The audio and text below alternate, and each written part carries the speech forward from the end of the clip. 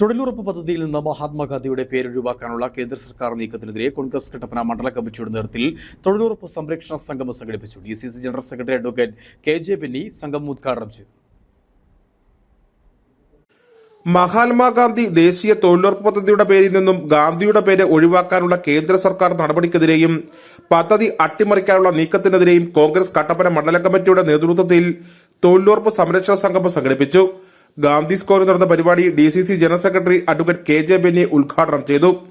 സംഘപരിവാറിന് ഗാന്ധി എന്ന പേരിനോടും ആശയത്തോടും എത്രത്തോളം വിദ്വേഷമുണ്ടെന്ന് തെളിയിക്കുന്നതാണ് പദ്ധതിയുടെ പേരിൽ നിന്നും ഗാന്ധിജിയെ ഒഴിവാക്കിയ സംഭവമെന്ന് പരിപാടി ഉദ്ഘാടനം ചെയ്തുകൊണ്ട് അദ്ദേഹം പറഞ്ഞു. അവകാശമുണ്ട് എന്നുള്ള കാര്യത്തിൽ യാതൊരു സംശയവുമില്ല. പക്ഷേ BJPയുടെ ഗവൺമെന്റ് വളരെ ബോധപൂർവം ദേശീയ നേതാക്കന്മാരെ, രാഷ്ട്ര പിതാവ് അടക്കമുള്ള ദേശീയ നേതാക്കന്മാരുടെ പേരുകൾ, അവരുടെ പേരുകളിൽ ആരംഭിച്ചിരിക്കുന്ന പദ്ധതികൾ വെട്ടിമാറ്റി പോകുന്നത് ഒരു കാരണവശാലും ഇന്ത്യൻ നാഷണൽ കോൺഗ്രസ് അനുവദിക്കില്ല എന്ന് പറയുവാൻ ഈ അവസരം വിനിയോഗിക്കുക.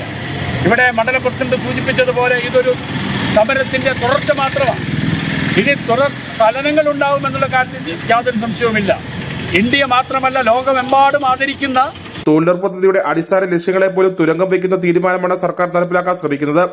പാവങ്ങളുടെ അത്താണിയായ തൊഴിലുറപ്പ് പദ്ധതിയെ എല്ലാ തരത്തിലും നിർവീര്യമാക്കാനുള്ള സർക്കാർ നടപടിക്കെതിരെ ശക്തമായ ബഹുജന പ്രക്ഷോഭം ഉയർന്നു വരുമെന്നും KJ ബെന്നി പറഞ്ഞു.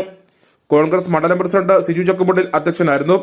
കോൺഗ്രസ് മുൻ ബ്ലോക്ക് പ്രസിഡന്റ് മനോജ് മുരളി, നഗരസഭ വൈസ് ചെയർപേഴ്സൺ ലീലാമ ബേബി, നേതാക്കളായ ജോസ് മുത്തനാട്ട്, ഷാജി വള്ളാമക്കൽ, PS മേരിദാസൻ, ജോസ് ആനിക്കല്ലിക്കൽ, പ്രശാന്ത് രാജ്, പൊന്നപ്പൻ അഞ്ചപ്ര, അരുൺ കാപ്പുകാട്ടിൽ, സന്തോഷ് ഓലിലാൽ, KT ജയൻ, ഐബിമോൾ രാജൻ, ലിസി ജോഡി, രഞ്ജിനി സജീവ്, ബിൻസി ഷിനോജ്, ജോണി വടക്കേക്കര, ഷാജൻ അബ്രഹാം തുടങ്ങിയവർ പങ്കെടുത്തു. മഹാത്മാഗാന്ധിയുടെ ചിത്രങ്ങളുമായാണ് പ്രവർത്തകർ പരിപാടിയിൽ പങ്കെടുത്തത്.